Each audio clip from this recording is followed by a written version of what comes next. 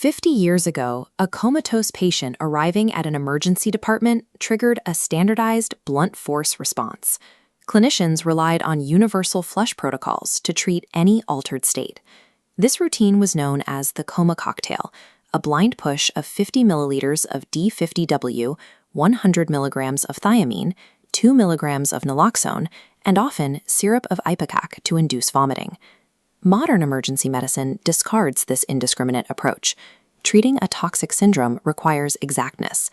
The widespread availability of rapid bedside diagnostics, like capillary blood glucose testing and digital pulse oximetry, allows clinicians to abandon generic protocols in favor of highly individualized, data-driven interventions. Modern toxicological management depends on identifying the specific xenobiotic and intercepting it at precise pharmacokinetic choke points. Broad-spectrum flushes fail because toxins operate at different depths of the body.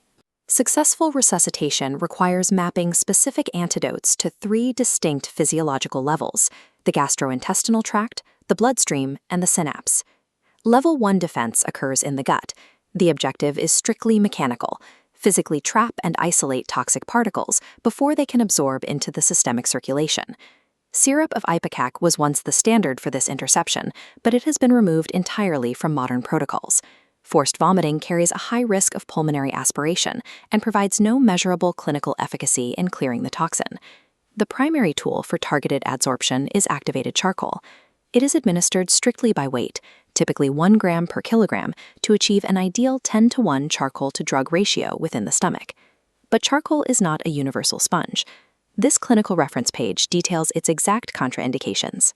As the mnemonic demonstrates, pesticides, hydrocarbons, acids, iron, lithium, and solvents lack the necessary binding affinity to adhere to the charcoal. Administering it for these ingestions offers zero benefit and severely delays viable treatments. Conversely, this mnemonic illustration outlines the explicit clinical indications where charcoal successfully intercepts the substrate. The optimal targets for adsorption include specific, highly lethal ingestions like antimalarials, barbiturates, carbamazepine, and dapsone or dilantin. When dealing with toxins that are slowly released or have prolonged absorption phases, a single initial dose is insufficient. Clinicians escalate to multi-dose activated charcoal. Certain chemical compounds undergo enterohepatic recirculation, cycling continuously from the liver into the bile duct and back into the intestines. Serial doses of charcoal act essentially as gut dialysis, constantly trapping these toxins before they can re-enter the bloodstream. For dense heavy metals or illicit body packing scenarios, the mechanical strategy shifts to whole bowel irrigation, flushing the entire GI tract with massive volumes of polyethylene glycol solution. Level 1 defense relies entirely on physical interception. Its success depends entirely on identifying the precise binding affinity of the ingested substrate. Once a toxin breaches the gastrointestinal barrier and enters the vascular space, physical removal is no longer an option. Therapy must shift to chemical buffering and direct chelation. In massive acetaminophen overdoses, the liver's metabolic pathways become rapidly overwhelmed, leading to acute failure. N-acetylcysteine, or NAC, serves as the definitive metabolic buffer. If administered intravenously within an 8-hour window, NAC acts as a direct hydroxyl radical scavenger. It provides the essential thiol groups needed to restore the liver's depleted endogenous glutathione reserves, preventing massive cellular death. For heavy metal toxicity, specifically arsenic, mercury, and lead, the systemic strategy requires direct chemical chelation using agents like dimercaprol, also known as BAL. BAL utilizes dense thiol groups to physically bind the toxic metal ions. It strips them from serum proteins and forms a stable, water-soluble complex that the kidneys can safely excrete.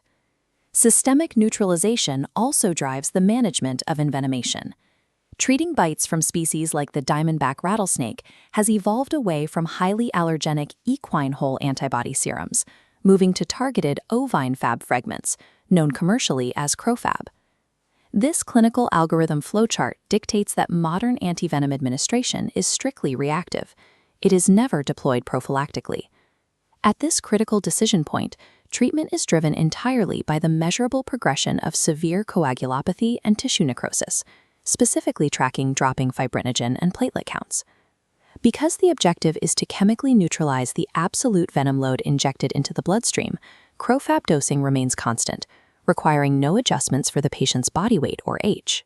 Level 2 interventions chemically disarm toxins circulating in the vascular space by utilizing precise stoichiometric binding and targeted immunology. When toxins evade the bloodstream and hijack the tissue level, antidotes must outcompete them directly at the receptor site or completely rewire cellular metabolism. This diagram illustrates cholinergic overload, typically caused by organophosphate or carbamate pesticides. The toxin binds to and deactivates the enzyme acetylcholinesterase, violently flooding the synapse with acetylcholine. As detailed in Step 3, atropine acts as a competitive inhibitor at the muscarinic receptors, aggressively blocking the excess neurotransmitter to drive fatal pulmonary secretions and stabilize the airway. However, atropine has a critical limitation. It has zero effect on nicotinic receptors, meaning it cannot reverse the profound muscular paralysis caused by the overload. As detailed in this text block, Paulidixime, or 2-PAM, serves as the mandatory synergistic partner to atropine to address that neuromuscular blockade. Organophosphates undergo a time-sensitive enzymatic process called aging.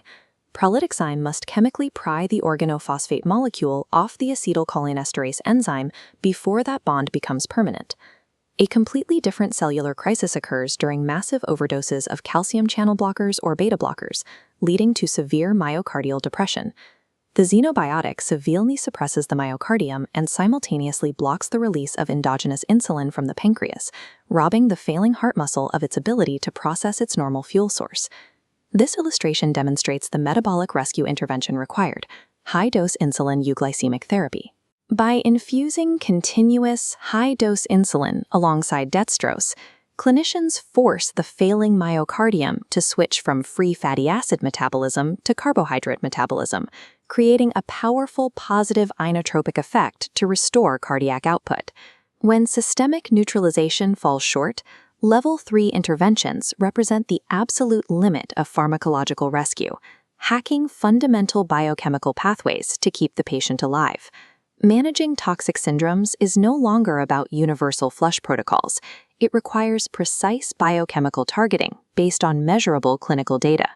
Clinicians must identify the exact stage of the overdose to deploy interventions at the gastrointestinal, systemic, or synaptic levels. But severe outliers exist. This medical protocol document outlines the management of aluminum phosphide, a highly lethal agricultural pesticide. In the stomach, these tablets release systemic phosphine gas, for which there is no targeted molecular antidote. Survival depends entirely on robust, aggressive critical care to support failing organ systems. Effective toxicological care requires rapid bedside diagnostics, immediate consultation with regional poison centers, and deploying the exact molecular tool required for the specific physiological breach. The modern clinician acts as a biochemical architect, utilizing targeted pharmacokinetics to stabilize and rebuild a collapsing physiological system.